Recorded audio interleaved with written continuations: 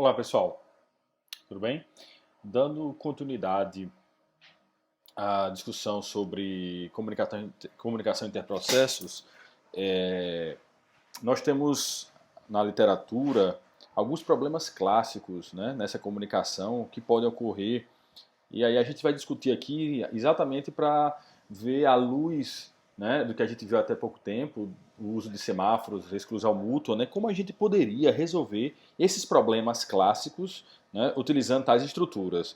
Ah, Apesar de serem problemas interessantes, né, em nível anedoticamente falando, mas eles não servem apenas para contar uma história, eles servem para você entender de fato a importância, né, de a gente precisar dividir recursos computacionais entre diferentes processos. Então, isso acontece o tempo todo, né? Eu preciso mandar imprimir algo, mas vários processos mandam, por exemplo, para a impressão, algo a ser impresso ao mesmo tempo, por exemplo. Quem é o primeiro? Quem é o segundo? Né? Então, o tempo todo, os sistemas computacionais estão tendo que tomar decisões para ver qual é o momento correto para dar um recurso a um processo, se dois ao mesmo tempo estão querendo, né, trabalhar com recurso, como seria essa sincronização entre eles? Então é disso que trata aqui esses exemplos, tá? O primeiro deles é chamado de Jantar dos Filósofos, tá?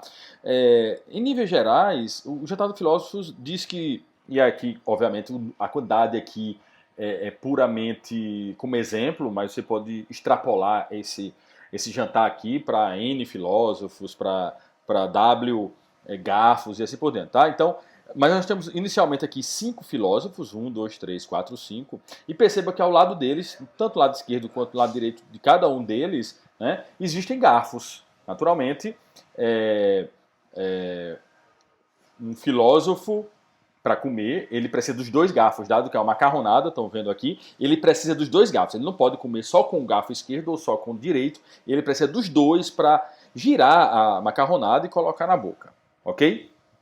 O que um filósofo faz, basicamente, é comer, depois de comer, ele pensa. Ele para de comer, então, obviamente, enquanto ele está comendo, ele está com os dois garfos. Quando ele está pensando, ele já deixou os garfos na mesa e está pensando, pensando. Depois volta a comer e assim por diante, tá? Ele só come e pensa. É tudo que um filósofo faz. Não sei se é isso na vida real, mas o que a gente está discutindo aqui, de fato, é esse exemplo, tá? E claro que é uma brincadeira que foi feita aqui, não é? Exatamente porque os filósofos costumam pensar, não é, sobre problemas da vida real. Então, essa anedota que serviu bem aqui. Mais uma vez, o que eles tentam fazer? Cada filósofo tenta pegar um garfo por vez. Então, ele tenta pegar, por exemplo, primeiro o garfo da esquerda. E depois ele tenta pegar o garfo da direita. Nesta ordem, ok? Então, imagina só. Vamos começar por esse filósofo aqui. Ele pega o da esquerda e pega o da direita. Concorda que esse aqui, ao tentar pegar o da esquerda, não vai conseguir?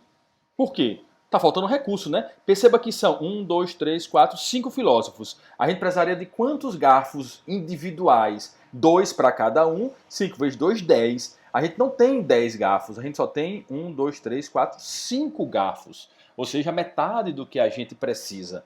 Então percebam que faltam recursos. Tem menos recursos do que a necessidade. Se tem menos recursos, o que vai acontecer? A gente precisa fazer com que alguns processos só executem e outros não. Tá claro para vocês que esse filósofo não pode comer ao mesmo tempo que este come? Não pode por quê? Porque há um compartilhamento de garfo aqui no lado deles. No lado esquerdo deste, no lado direito deste.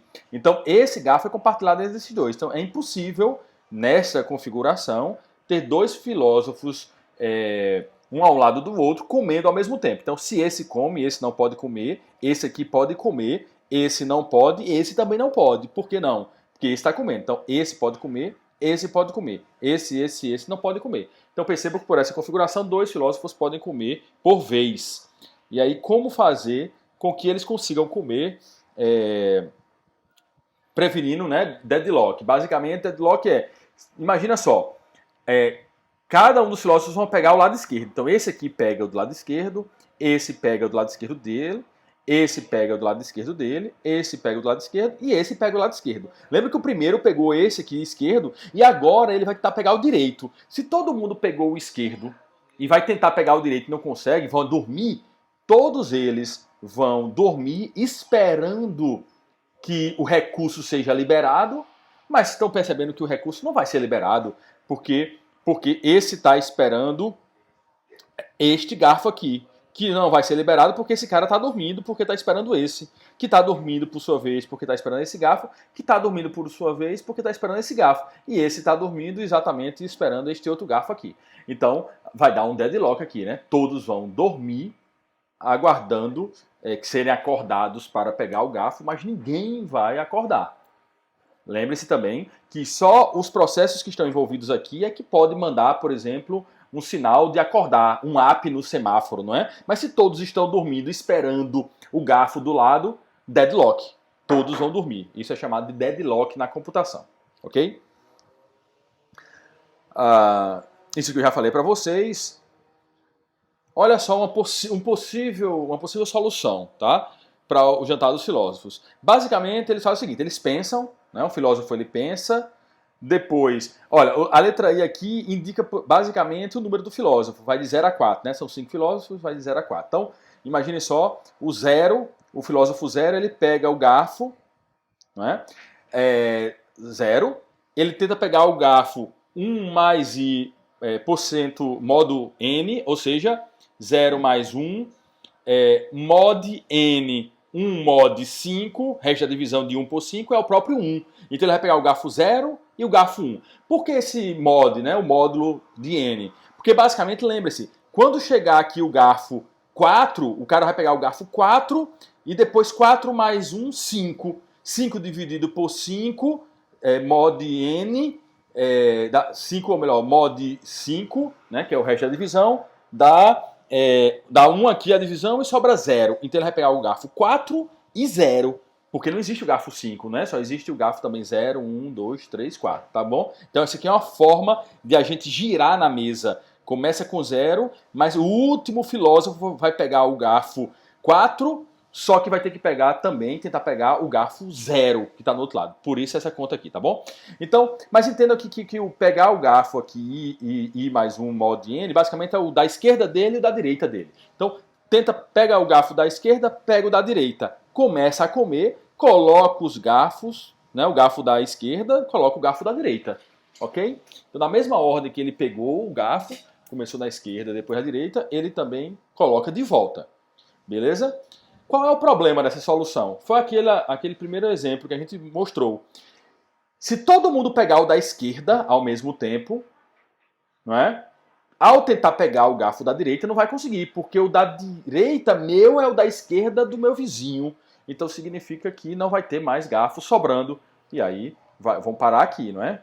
Tentando pegar esse garfo da direita, que não vão conseguir. Ok? Então, essa solução não resolve.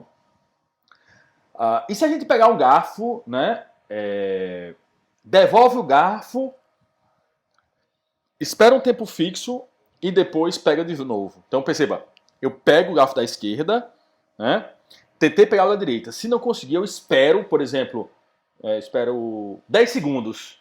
Aí conta 1, 2, 3, 4, 5, até 10. Quando chegar a 10, eu tento de novo. Que tal? Perceba que não vai funcionar por um motivo. Neste caso aqui, ele pode levar a starvation. Perceba que o primeiro problema que eu disse para vocês, que é todo mundo pega o da esquerda, depois tenta pegar o da direita, não consegue, vai dormir, deadlock. Porque eles vão dormir esperando que o da direita libere, nunca vai liberar. Porém aqui é o starvation. Por quê? Voltando para cá, ó, eu pego o da esquerda, o garfo da esquerda, depois tento pegar o da direita, não consigo. Espero um pouquinho de tempo, 10 segundos, tento pegar de novo. Mas todo mundo não vai esperar 10 segundos? Se todo mundo vai esperar 10 segundos, significa que todo mundo pegou o da esquerda, tentou pegar o da direita, não conseguiu, todo mundo contou 10 segundos, depois tentou pegar de novo, não conseguiu, espera mais 10 segundos, tenta de novo, não conseguiu, depois mais 10 minutos. Então percebendo que todo mundo vai ficar nessa brincadeira o tempo todo, há uma possibilidade, né, de todo mundo ficar, se todo mundo executar desde o começo, no mesmo tempo, todo mundo vai ficar tentando pegar, não vai conseguir. Espera 10 segundos, tenta de novo, não vai conseguir. Tenta 10 segundos, não conseguiu. Todo mundo vai ficar nessa brincadeira. Isso se chama starvation, ou seja, eu estou executando o código, tenta pegar, não consigo, espera 10 segundos, tenta de novo, não consigo, 10 segundos. Eu executo o código, porém não estou evoluindo na computação do qual eu deveria evoluir. da qual eu deveria evoluir. Ou seja, eu deveria estar comendo, né? Eu deveria estar pegando os garfos para comer.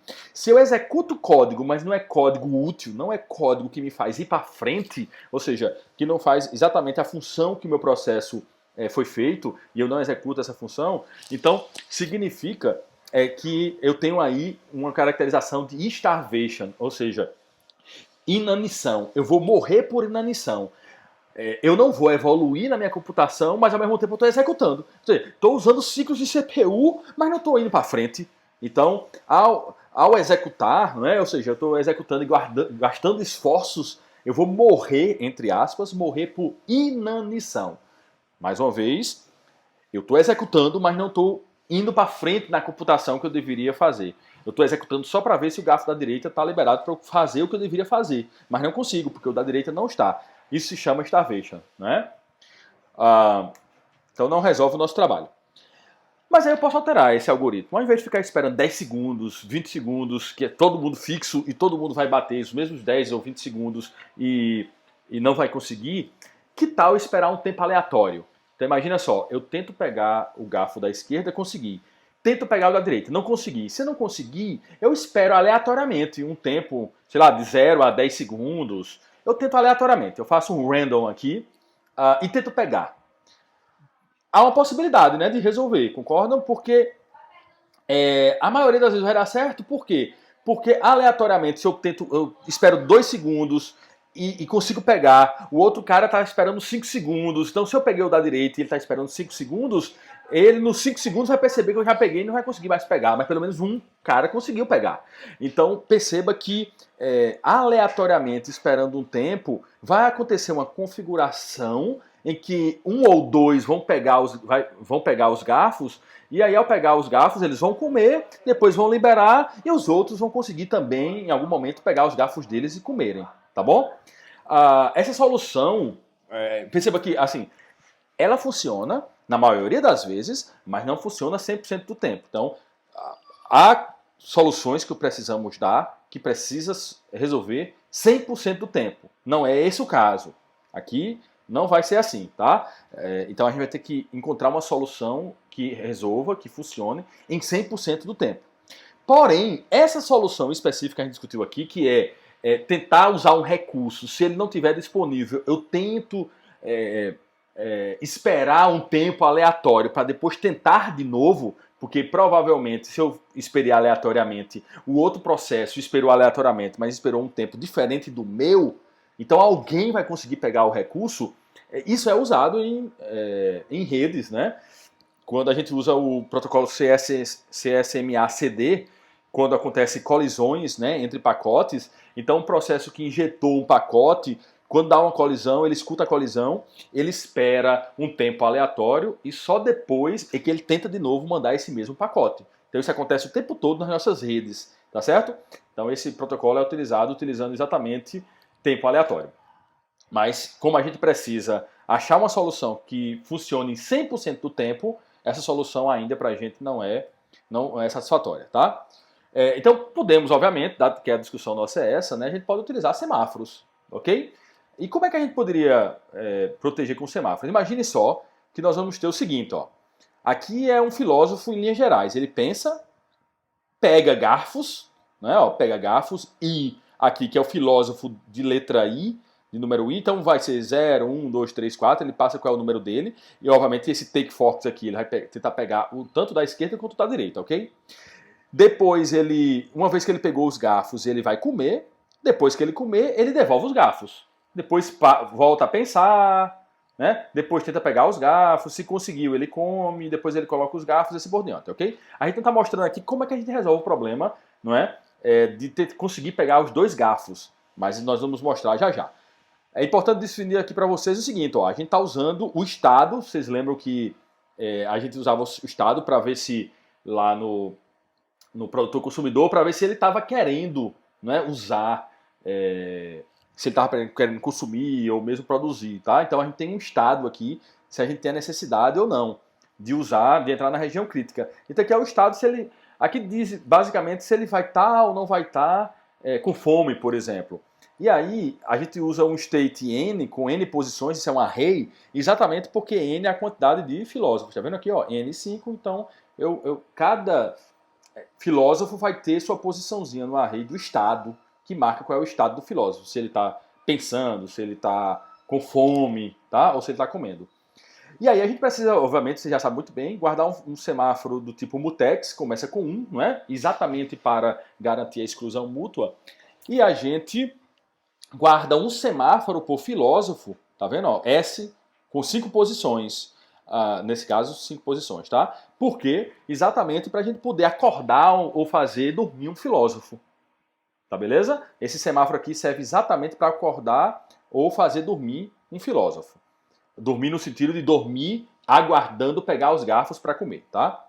Então como é que seria? Como é que seria pegar garfos? Pegar garfos, ó, eu passo o meu número, tá? Então eu sou filósofo de número 1, por exemplo. Então eu passo o número 1 aqui. Então eu dou down no mutex, vou entrar na região crítica. Por quê? Porque trabalhar com os estados, né, esses states aqui, que é uma variável global, todo mundo está mexendo com ela, todos os processos de filósofos, cada um dos 5 filósofos está mexendo nessa variável, então a gente precisa controlar. Isso faz parte da região crítica, não é assim? Então eu dou um down no mutex, digo que eu estou com fome.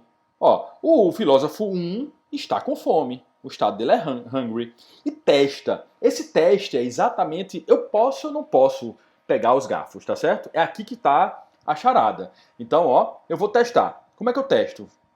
Teste 1. Então, ó, se o estado 1 é hungry, né? Se eu pedir aqui, eu disse, ó, state 1 é hungry. Quando eu testo 1, passa aqui 1, estado de 1 é hungry, tá com fome sim. Ok. Mas, o do lado esquerdo, qual é o estado do meu camarada do lado esquerdo?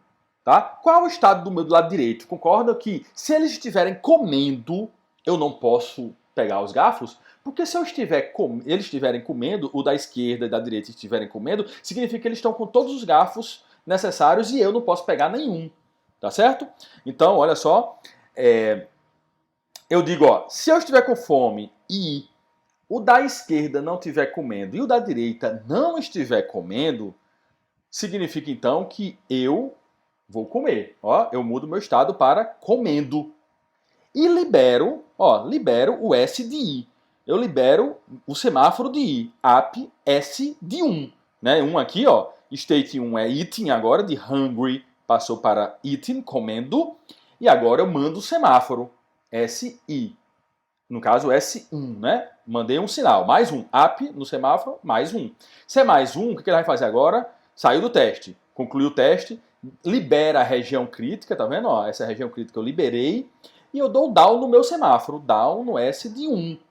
Perceba que se eu cheguei aqui, se eu der um down no S de 1 e ele tem um sinal, eu vou consumir esse sinal. Ao consumir esse sinal, significa então que eu peguei os garfos. Se eu peguei os garfos, olha só, voltando de novo, ó, se eu peguei os garfos, eu vou poder comer. Depois de comer, eu vou liberar, né, os garfos. E como é que é liberar os garfos? Percebam?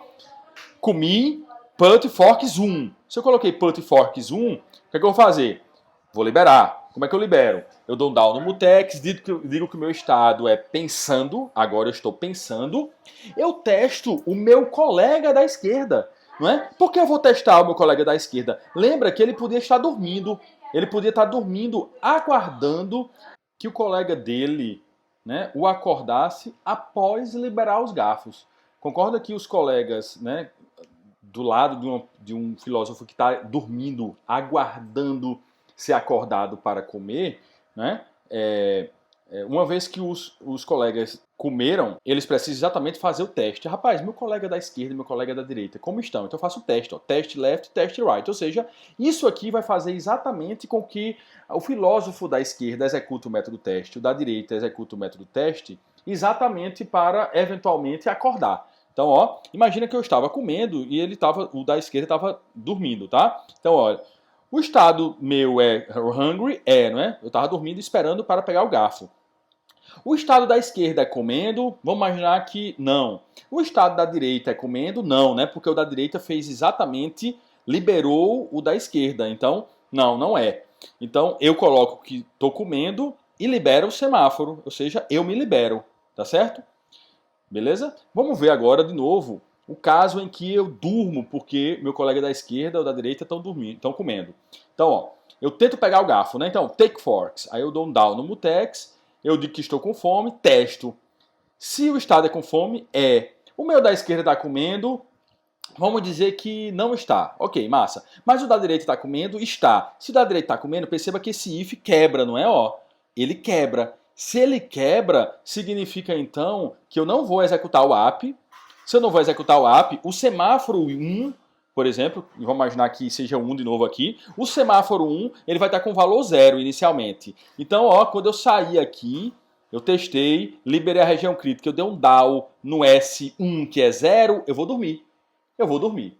E quem vai acordar esse filósofo? É exatamente o colega que vai liberar depois que ele colocar os garfos de volta. Lembra o colega da esquerda ou da direita? Quando colocar os garfos de volta, ele vai fazer o quê? Testa o da esquerda e o da direita. E aí ele vai testar os colegas laterais e vai me acordar. Por que ele vai me acordar? Porque ele vai perceber em algum momento que eu preciso dar um up no semáforo, não é? Do cara da esquerda e o semáforo do cara da direita, dado que o teste ele dá um up no semáforo da variável de teste, ok? Então, por exemplo, se eu tivesse aqui, eu sou o filósofo número 2, então eu vou dar um teste do filósofo número 1. E aí eu vou dar um up, em algum momento eu vou dar um up no semáforo do 1, liberando para comer. Por quê? Uma vez que eu mandei o sinal, esse down aqui ele vai receber o sinal, então down de 1 vai ficar para 0. Opa, eu vou liberar porque era 1, ficou 0 agora. Como eu peguei os garfos, como depois devolvo os garfos. Ok? Então é fácil entender aqui, de fato, utilizando estruturas de semáforo, como a gente pode resolver o problema do jantar dos filósofos, exatamente utilizando semáforos para exclusão mútua, porque eu estou utilizando aqui, não é, ó, variáveis compartilhadas, ó, variável state, estão vendo aqui, ó, lendo state, tá, ó. Por isso que eu só libero o app depois do teste. Não é só aqui mudando o estado para hungry, não. Tá vendo que o teste aqui lê variável, ó, state igual a hungry. Lembre, por que eu tenho que colocar teste dentro daqui da área da região crítica, né? Que é esse down e up aqui. Essa é a região crítica. Porque lembrem-se, se eu fizer estado é igual a hungry, aí imagina que eu perco aqui, nesse momento, o processador. Se eu perco o processador porque outro processo vai executar, esse estado que eu vi que era hungry pode mudar para eating, pode mudar para outro estado. E aí, inconsistência no meu sistema, tá certo? Então, toda essa região aqui é região crítica. Eu libero o mutex, depois eu dou um down no semáforo. Então, esse semáforo aqui está servindo exatamente para eu dormir ou mesmo acordar para comer, de acordo com o estado que eu esteja. Beleza? Esse é um exemplo, né, do uso de semáforos com o problema do jantar dos filósofos. Continuando, a gente tem um problema clássico também para utilizar essas diretivas, né, de semáforos, que é o do barbeiro dormioco. E qual seria esse problema? Basicamente, o problema do barbeiro sonolento é o seguinte: ele está dormindo, ele fica dormindo, tá? Enquanto não chega nenhum cliente. Existe um buffer de cadeiras, vamos chamar assim, né? Uma quantidade máxima de cadeiras que os clientes podem sentar aguardando. Um cliente chega, não é? E se tiver espaço, ele senta na cadeira, acorda o barbeiro vai cortar o cabelo dele. Bem ou mal, vai cortar. Ok? Se por algum acaso ele chegar, imagine só que essas cadeiras estejam lotadas, se tiverem lotadas, ele não vai sentar. Ele olha, tá lotado, tá, vai embora, porque sabe que ele não vai esperar mais do que a quantidade máxima de cadeiras que os clientes podem aguardar, ok?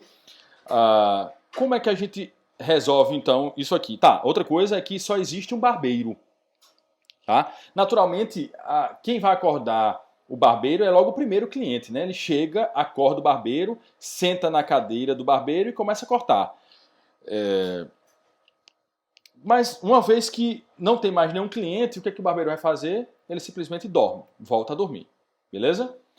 É um problema semelhante a telemarketing, não é? Que eu tenho uma fila para atendimento, então você liga para alguém, por exemplo, para tentar resolver algum problema da sua operadora, e aí você é o 20º da fila, você é o 30º da fila. Então você fica aguardando até que alguém realmente atenda seu telefone e a fila vai andando, não é? E a telemarketing que diz, ó, temos muitos clientes na fila, vai demorar muito sua espera, volta a nos retornar a ligar em tantos minutos ou depois, não é? Então, isso se tiver lotado a quantidade de espera. Não é que lote a quantidade de espera, mas poderia demorar demais e o cliente ficar chateado. Por isso que eles dizem, olha, espere mais um pouquinho para ligar de novo para a gente. Então, é uma situação similar. Como é que a gente pode resolver o problema do barbeiro sonolento, né, o barbeiro dormioco, utilizando semáforos? Então perceba, a gente cria semáforos para clientes, inicialmente, né, 0 clientes, cria semáforo para o barbeiro, né, e o de mutex, como vocês já sabem, exatamente para fazer exclusão mútua, tá? Aqui essa variável waiting é para mostrar a quantidade de espera que tem. A gente só tem 5 cadeiras, né? E quantos estão aguardando, exatamente para controlar. Porque se aqui a quantidade de waiting for 5, o sexto, né? A pessoa sexta que ia chegar, ela vai desistir, ela vai embora. Então como é que a gente pode solucionar? O barbeiro, a primeira coisa que ele faz é executar barber, né? Barbeiro. Ele faz o quê? Down no customer. Concorda? Começa com 0. Não tem ninguém. Quando eu dou down no customers, simplesmente eu durmo. Durmo logo de primeira. Eu não vou fazer nada se não tiver nenhum cliente. Então, down no customers. Mas se tiver alguém, significa que alguém liberou, algum cliente liberou, não é? Vamos imaginar, vou logo executar esse método do barbeiro para depois a gente entrar para cá. Mas se liberou, significa então que customer recebeu um sinal e essa chamada aqui que estava bloqueando, eu estava dormindo, agora me libera. Quando me liberou, eu vou executar o quê? Eu vou dar um down no mutex, porque eu vou mudar o valor da variável waiting, né? O waiting é igual a waiting menos 1, porque se estava 1 aguardando, agora é menos 1 aguardando. Eu libero barbers, porque eu libero barbers? Vocês vão ver que aqui no código, né, o próprio cliente dá um down no barber, ele tem que esperar o barbeiro, concorda? Então, quando o barbeiro dá um up no barber, o cliente que estava esperando, ele acorda. Ele acorda para continuar, para cortar, tá? Para vir para a cadeira de corte. Tem a cadeira de espera, a cadeira de corte. Então dá um up no barber, libera a região crítica, porque eu já liberei, né, a variável barbers e também a de waiting, e vou cortar o cabelo. Pronto, começa a cortar o cabelo. E um cliente, vamos imaginar agora, tá tudo no começo, né? Ele tá dormindo aqui, down no customer, cliente 0, não tem nenhum cliente, dormi. O barbeiro dormiu. Agora o cliente entra. O primeiro cliente vai fazer o quê? Down no mutex. Por que down no mutex? Porque ele vai testar a variável waiting. E a variável waiting é uma variável compartilhada, ela precisa ser acessada de forma a prover exclusão mútua, né? Ela não pode ser lida nem alterada ao mesmo tempo, por mais de um processo. Por mais, no caso aqui especificamente, por mais de um cliente ou mesmo por barbeiro. Então, se a quantidade de wait for menor, e né? Eu sou o primeiro cliente, então eu tenho cadeiras suficientes, 5. O wait é menor, o wait começa com 0. Ok, o wait é o wait mais 1, ou seja, tem mais um esperando, né? Que no caso de 0 vai para 1. Então tem um cara esperando neste momento. O waiting está com valor 1. Eu dou um up no customer. Se eu dou um up no customer, o que é que vai acontecer? O barbeiro aqui vai se liberar. Eu dou um up no mutex para liberar, porque eu não vou trabalhar mais nem com customers, nem com a variável waiting. E eu dou um down no barber, porque eu vou esperar o barbeiro. Não é? Eu dou um down no barber, e aí uma vez que esse cara foi liberado aqui no customer, dou um down no mutex, o waiting. Quando ele liberou o barbeiro, ou seja, o barbeiro se liberou para trabalhar, eu que estava dormindo vou cortar o cabelo. Ok? Vou cortar o cabelo. Perceba que há um caso aqui, é que se a quantidade de cadeiras for menor do que share, pode ser que não seja, né? O waiting é menor, imagina que tem 5 esperando, shares é 5. 5 esperando. 5 é menor do que shares? Não. É igual. Eu não entro aqui, eu vou no else, eu libero o mutex, porque eu tinha dado um down no mutex, não é? Eu libero o mutex e vou embora. É o caso em que a barbearia está cheia e eu não vou aguardar. Ok? Então perceba que com o uso de semáforos aqui eu também consigo fazer exclusão mútua e consigo resolver o problema do barbeiro sonolento. Ok? Por fim, nós temos aqui um outro exemplo que é um exemplo dos acontece o tempo todo aí em banco de dados, que é o problema de leitores e escritores. Basicamente, imagina um banco de dados com múltiplos acessos, né? Eu posso ter processos que leem dados, apenas leem, e processos que alteram o estado, ou seja, dão update, dão delete. dão insert no banco de dados, ok? Então eu tenho processos que só leem e escritores e processos que são escritores que só escrevem, tá? Qual é o problema? Se o escritor estiver com acesso ao banco de dados, os leitores não podem ler o banco de dados, ok? Então, essa é a minha regra. Por quê? Porque um leitor, quando um escritor está escrevendo, está alterando o banco de dados, nenhum leitor pode ler porque ele pode estar fazendo, por exemplo, leitura suja.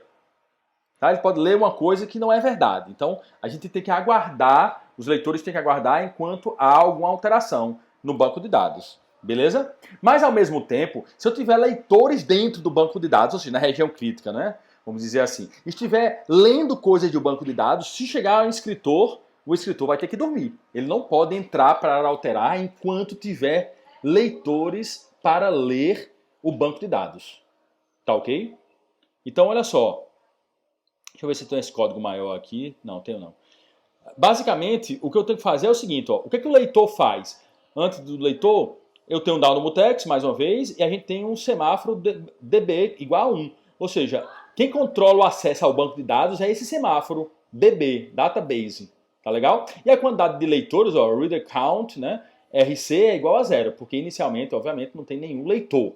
Tá? Então, tanto o mutex quanto o banco de dados, o acesso ao banco de dados, são controlados por esses semáforos aqui, mutex e db, com valor inicialmente 1.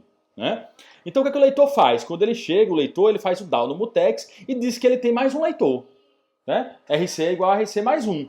Se RC for igual a 1, né? Porque RC começa com 0, nesse momento RC é igual a 1, ele dá um down no DB. O que significa? DB é 1, agora vai para 0. Se ele deu um down no DB e o DB era 1, ele consegue subtrair o valor para 0 e consegue entrar, não é? Ele consegue entrar. Então ele dá um up no mutex, libera a região crítica, porque ele já trabalhou com a variável RC, não precisa mais trabalhar. Depois ele manda, né, nesse momento ele está lendo o banco de dados, não é região crítica, tá? Região crítica é aqui. Ele está lendo o banco de dados. Depois ele dá um down no mutex para quê? Uma vez que ele acabou a leitura do banco de dados, ele vai tentar fazer o quê? Ele vai liberar, né, a quantidade de leitores. Então, ó, RC é igual a RC menos 1. Se era 1 que estava lá, agora é 0. Se RC é igual a 0, RC é igual a 0. Ele libera o banco de dados, depois ele dá um up no mutex e ele usa o dado do jeito que ele quer. Então aqui ele deu o SQL, ele fez uma leitura ao banco e aqui ele usa os dados que ele recebeu para fazer alguma coisa, ok?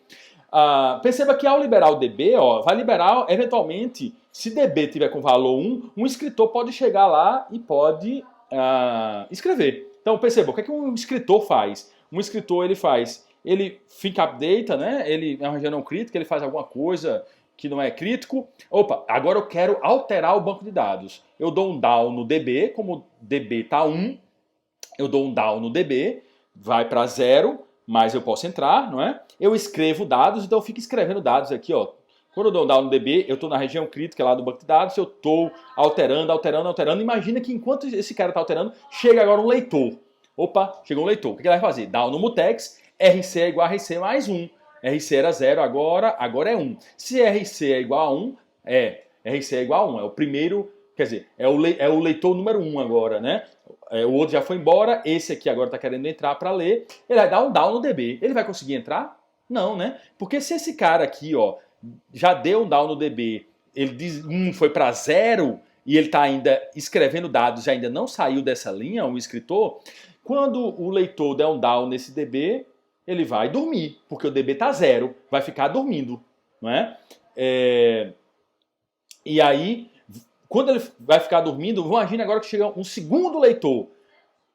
Tá percebendo que ele deu um down no mutex aqui, o primeiro leitor, e foi dormir aqui, e ele não liberou a região crítica? Não liberou, ele não deu up no mutex, propositalmente, porque se chegar um segundo leitor, ele vai dar um down no mutex e vai esperar aqui.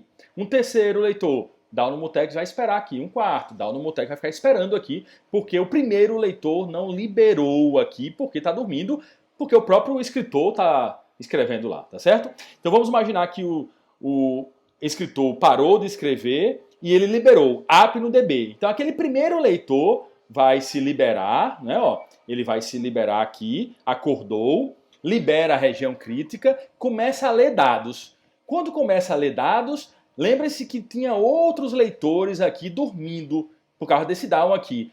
não é? Como eu liberei aqui, ó, opa, o segundo leitor vai ser liberado. Aí o segundo leitor faz RC é igual a RC mais 1.